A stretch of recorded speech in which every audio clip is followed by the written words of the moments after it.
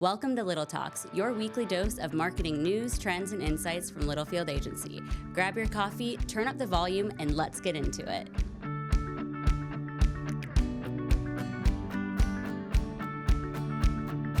Welcome back to another edition of Little Talks with Littlefield Agency. My name is Sam Littlefield, and with me is... Roop, there he is. Good to see you, brother. good to see you. You know, I was talking to Roop right before we went live here. We actually did go live, and he realized his headphones weren't connected, but Well, that's okay. I kicked the plug loose. Kicked the plug loose. We had some arrangements being made. But my triceps are sore, and I don't really lift weights. But I'm doing Pilates with my wife, and my friends giggle when I tell them that. But by the way, you do Pilates, man. It's a full body workout. Where do you do your Pilates, Sam? We have like a little exterior basement that kind of used to be a crappy storage room, and then we took out all the storage and put up some mirrors, and it's just it's probably the size of this area, maybe a little bit bigger. But the funny thing is, you hold these 5-pound weights, which 5 pounds, right? Nothing. You wouldn't but think so. When you hold them and you do go back like that, if you're watching the video, Yeah. move my arms back, then you do this, that, and all this stuff. Anyway, I'm a little sore. Do you stretch before this? No, part of the whole Pilates thing is like stretching. Okay. So I am feeling a little more flexible. How many sessions have you guys done of this? We've probably done 5 sessions in the last 2 weeks. Okay. And we're on a 5-day workout plan right now. I'm timing this perfectly with my summer body that now that summer's going away. Time to work on the winter body. Anyway, we digress. Roop, it's always good to see you. We'll just give you guys a glimpse of what's going on in our personal lives. How are you personally? I'm well. Yeah? I got. Summer's almost over. It is almost over. I got to do something kind of cool for old people this weekend. For old people? You two are not going to know what this is. Dear Lord. But Trent at Grasshopper does because he You calling him old?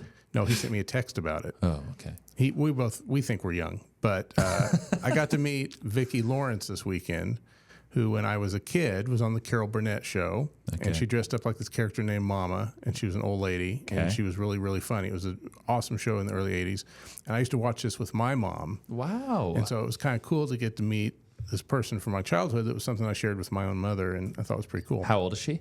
Oh, Lord, she's probably in her 70s. I was going to say it's got to be 70s or 80s, Yeah, right? she looks good. You ever heard of the song "The Night the Lights Went Out in Georgia"? No. See, No. Trent, they don't know what. I wish you were here. It was a big hit in the 70s, and she also randomly sang that. Really? Yeah. Okay. Reba did you McEntire redid it, I given think. this nostalgia, did you hug her? No, I got about 3 seconds with her, and how it works is they shuffle you through and you take a photo. She was in costume. Oh, nice. So Okay. that was nice. And you're just supposed to, everyone comes through and sit next to her. If there's a group, they'd stand behind her. I had something planned. And so I went in and sat down next to her and said, "Hey, can you take your purse and act like you're hitting me with it? And I'll kind of recoil like this, and that'll be the photo." And she said, "I don't know if they can fit all that in frame." And the photographer goes, "Let's go for it." And they did it. It worked. And Did they post you as that's an awesome picture. yeah, it was. Yeah. It's on my Instagram. Oh my I gosh. posted it up. So I had a good time meeting a childhood memory. Roop, I love that, man. That's one. We don't get a sentimental Roop every day, but you are getting more sentimental in your Nice older way of age. saying getting old. Yeah, there you go. Hey, we got a big day here. The Ditch Witch team is here in Tulsa. Always good having them here. Sean is already here. It was Sean Hubbard's birthday yesterday. Oh yeah, I believe he's 42 years young. that sounds right. Does that sound right? That's about right. Yeah, his 40th was 2 years ago, so 40 plus 2. My math is math in there. It's pretty good. We had a great, as you guys listened to our last podcast, we had an awesome time with Mike here in Tulsa. See clients gravitating towards our wonderful city. Yeah. We had a wonderful day, as you guys heard on the podcast, if you did listen in. If you did not listen, totally worth a listen. 39 minutes long, a little bit longer, but a good... It goes by pretty fast. It went by very, very fast. Had a wonderful dinner, and his wife is just awesome. And so it was really nice having them here in Tulsa, and they're obviously back up north now. And it is back to school time. It's so funny. I told Roop, it's like, yeah, we had Meet the Teacher with Matthew yesterday, and Matthew starts school tomorrow. What'd you say? You kind of Oh yeah, school's starting. I don't even care anymore. My kids are old. a true empty nester, right? Yeah. It's kind of crazy. But anyway, for those parents gearing up for back to school, it is a busy time of year. It kind of kicks off what I call the hustle and bustle to as we cruise into Labor Day, and then after Labor Day, you blink, and what happens, Roop? It's football season. I always say Christmas, but yes, it is okay. football season and Thanksgiving.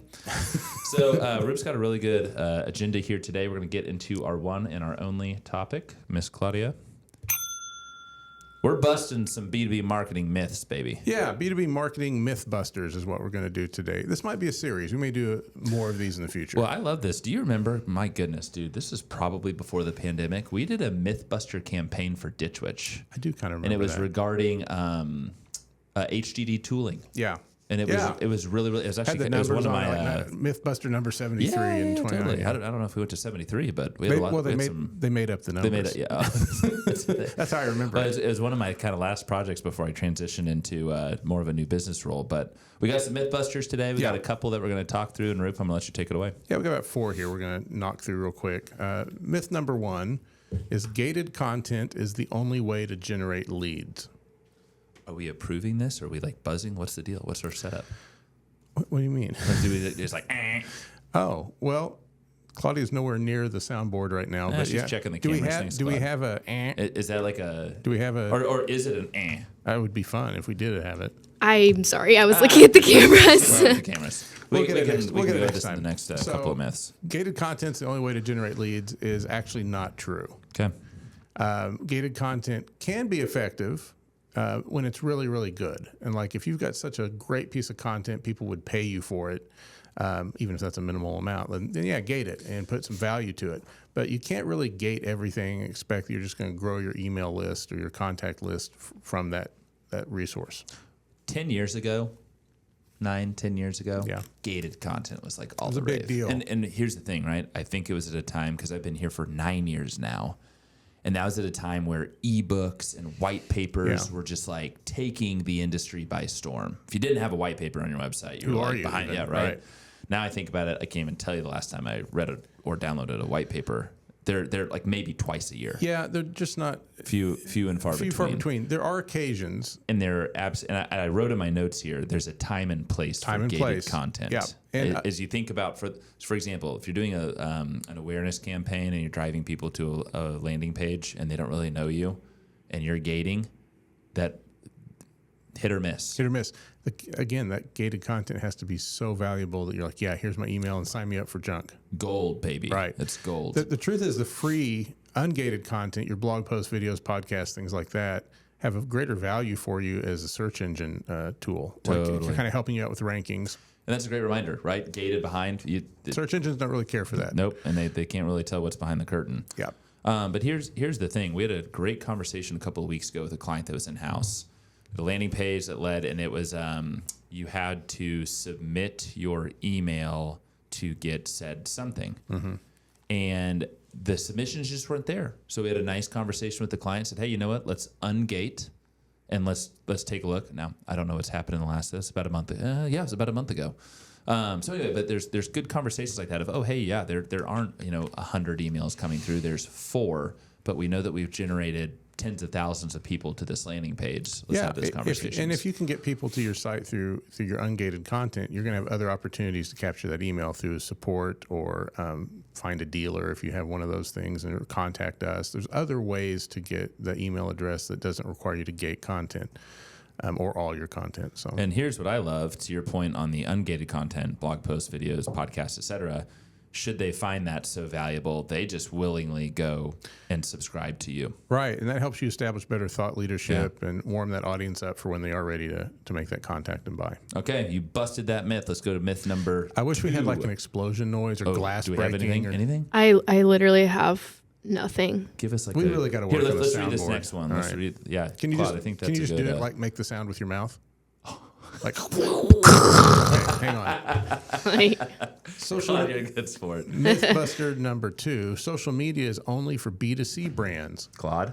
Oh, actually, Yep. All right, close enough. really? Close enough. That was pretty good. We know this from firsthand experience. Yes. And I have thoughts on this. Yeah, so B2C gets kind of all the glamour and the fun is the concept, but that's actually not true. We as a B2B agency have seen this time and time again where clients have absolutely dominated on social. 100%. Hundreds of thousands of followers, hundreds of thousands of likes, comments, shares, all that kind of stuff with some really fun content. And one of the most myth-busting / mind-blowing things is I have conversations with prospective clients. They're talking, hey, our customers, they're not on social. Yeah. It's like, bro, yeah, they are. They are. They live on social, Yeah. actually. Now, as we think about content for social, right? Are we promoting a white paper on Instagram? No, not at all. TikTok, right? Like you think about, I could maybe see a time and a place for it, but not really. Entertainment. You're entertaining your customers as you have 0.0002 seconds to hopefully that their thumb stops with great content, right? Yeah.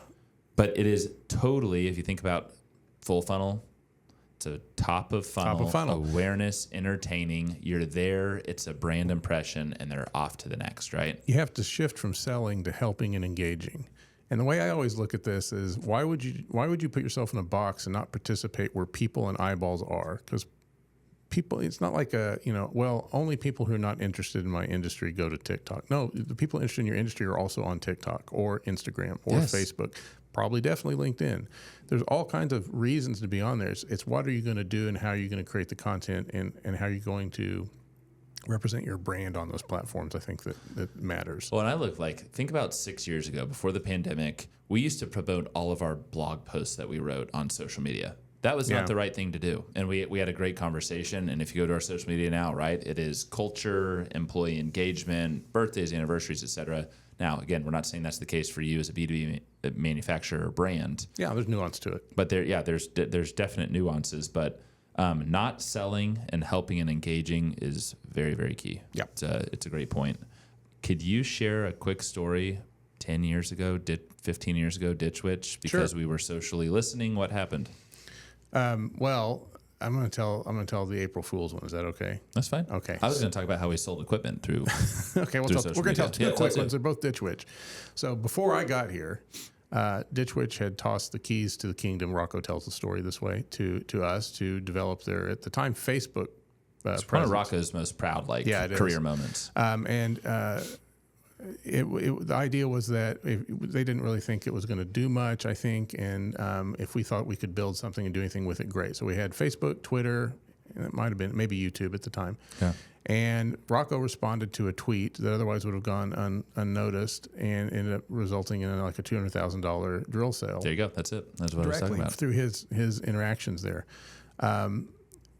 When I came on, they had, I want to say 6,000 followers. When I left, they had 300,000. And I think they had... What a glance at that camera. During my tenure... I think they have over 340, 350. Yeah, they're still growing. Yeah. During my tenure, one of the things I was proud of in that wasn't so much a sale, but was a relationship that I thought was really neat. We would do April Fool's kind of weird stuff with them, and they were great to let us do these things. And one year I created a post that was, we've spent 40 years underground, now we're taking to the skies. And it was that Ditch Witch had an airline. And we mocked up an airplane with the Ditch Witch logo on it and all this stuff. Super fun. People, they know it's April Fool's. It's kind of fun, whatever. The president of Ditch Witch at the time was in Europe at some conference and had some business leaders from the Middle East come to him and demand that they could be the very first on Ditch Witch Air when it took off. And he kind of had to laugh and say, well, in our culture, that's kind of a joke. It's April Fool's. It's national. But they had a nice laugh over it as an icebreaker for them. And I thought, something as kind of small as a jokey post went to being an icebreaker overseas. I was like, that's kind of crazy. Dude, fun fact, I've never heard that story. Oh, you didn't know that one? That's great. I remember the Ditch Witch Air post, yeah, but I didn't know that it yielded that kind of conversation. It did. Again, right? Is it a serious conversation? No, but there's intrigue. Who knows where that led to? Yeah. Very well done. Making those connections. Yep, absolutely. All right, myth number 3, the marketing funnel is a linear journey. Claude? I actually looked something up. Oh, she's got one. Oh. That's not like a toilet flushing. I'm sorry. No, it's supposed to be an explosion. Okay. Well, I'm sorry. Yeah, it's okay, Claude. We still love you. Yeah, I wish we had Chris Kaiser on for this segment. Yeah. One of the best presentations I've ever seen internally is Chris talked about how the marketing funnel is no longer linear. No. Up and down and all around. And sometimes circular. And you think about cross-sell, all the things. We live in a non-linear world. Mm-hmm. And as you think through your content strategy, and here's the thing, we just had a reminder last week, you can never be so sure of a sale until they sign on the freaking dotted line, Right. Like you gotta. So we're doing our job representing our B2B brands and trying to align with their customers and their prospective customers. There are other brands out there doing the same dang thing. Yeah, we talk a lot about the flywheel in content world. Love it. And in HubSpot world, which it kind of helps with this omni-channel thought. And the idea is that you're just kind of present and at every potential touch point that your customers may want to interact with you in.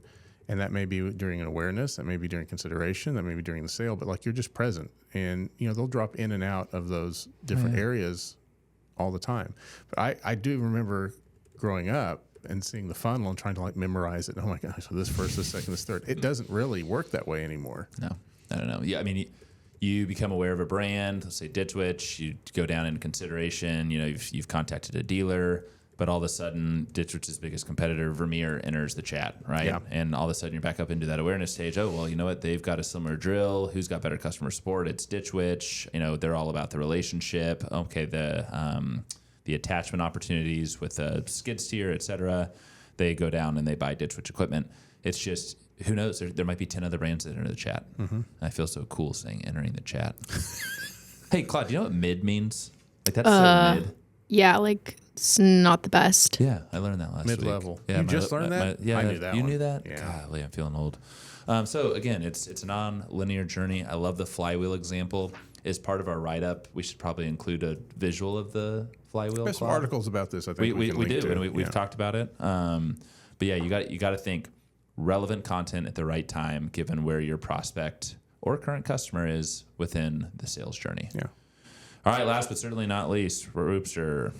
That's our fourth myth. Vanity metrics like likes, followers, and views don't matter at all. What do you think, Claude? She's just going silent now. Mm-hmm. Oh, you want me to make an explosion? Or? Yeah, whatever you feel like. No. No, okay. She's done. Not doing that anymore. Okay, so while vanity metrics are not the final goal, they're not completely useless. They don't directly necessarily correlate to revenue, but they're kind of like a good way to check the brand health. Yes. Like, is your audience engaged with you? Or Yes. are they interested in what you have to say? And it's certainly a point of pride when you're looking at your competitors and you have more followers and better engagement than they do. You're doing something right probably there. We had a client years ago up in the Pacific Northwest. One of your, you love visiting that client, and we did a website for him, and then that led to, we handled their social media for probably 5 years, right? It was quite a while. Yeah, It was super fun, delightful people, and we tried to get them to do a lot of different like funnel marketing, and they loved social, and they specifically loved increasing their social followers. And I think when we first worked with them, they had like maybe a couple of thousand, and then I think we got them to 50,000. Right. Yeah, when we lived like 48, when we got them to 50K, it was when they went from it's like they won the lottery. When they went to 10,000, it was a big deal. Yeah. Oh, okay, it was 10,000. Yeah, that's 10,000. what it was, but not 50K. 10,000. They were very excited about the vanity metrics because it's an affirmation. It's an affirmation, yeah. And here's the thing. You call them vanity metrics. I've always called them softer metrics. They're still important, right? Mm-hmm. You got soft metrics, impressions, clicks, et cetera. It's great to see that traction. We have a client that we're doing a huge awareness campaign for. This is month 7 or 8, it's the 8th month. And they're like, hey, these are like, it's amazing, generating tens of millions of impressions and clicks, et cetera. And they're like, but we want to see one level deeper. And as we think through their measurement plan right now, it's these vanity metrics. Mm-hmm. Our next step with them is getting them into, hey, how are we driving people to leads, et cetera. But it's really interesting because it's a good affirmation. There's a combination and a balance with what you call vanity metrics, and then the hard metrics, business metrics, getting those people down the funnel and eventually into your customer set. Yeah. Rube, these are good. I think these are a good reminder, right? And I think a big reason as we talk about these mythbusters, it is the middle of August. Busting some myths in the middle of August. What does that mean? It is planning season is upon us. There's a lot of moving pieces in your world and our world over the next 3.5 months before the holidays get here. So just great top of mind stuff for you to consider as you get into your marketing planning for 2026, which will be here in the blink of an eye. Yeah. And in the meantime, we have an awesome agenda next week as we tease. You want to tell them? It's time for the annual HubSpot Inbound preview. There's We have a sound effect for that. There we go. Way to go, Claude. Yeah, so Claude and Roop are headed not east this year. Yeah, HubSpot has moved inbound from the East Coast to San Francisco for Roop- 1 year only. Roop loves San Francisco. I do love San Francisco. I do wonder why they're getting away from Boston. I'd love to see the data on that. A lot of the tech folk come from the West Coast, and so they were frustrated with having to fly the length of the country, I think. So they're trying this once. I've already heard it's going back to, I think, Boston next year. I'm sure people were freaking out, man. Something's going on. Something's That's Labor Day week. We're going out there. We finished our registrations this morning. Let's go. I think we got every Jay Schwedelson one, didn't we? Yeah. Jay, we'll see you there. Jay, here I'm we excited. Go, baby. Yeah. So excited. So you'll have that preview next week. We'll talk a lot about that. It'll be great as we just further make our way towards September and inbound. Okay, Claude, great noises over there. Thanks. Great myth busting, and to our audience who is always listening, thank you so much. It means the world that you listen to us on a weekly basis, and we'll catch you next week. Adios. And that's a wrap. We hope you found a spark of inspiration for your marketing strategy. Don't forget to subscribe and follow us at Littlefield Agency to keep the conversation going. Catch you next time.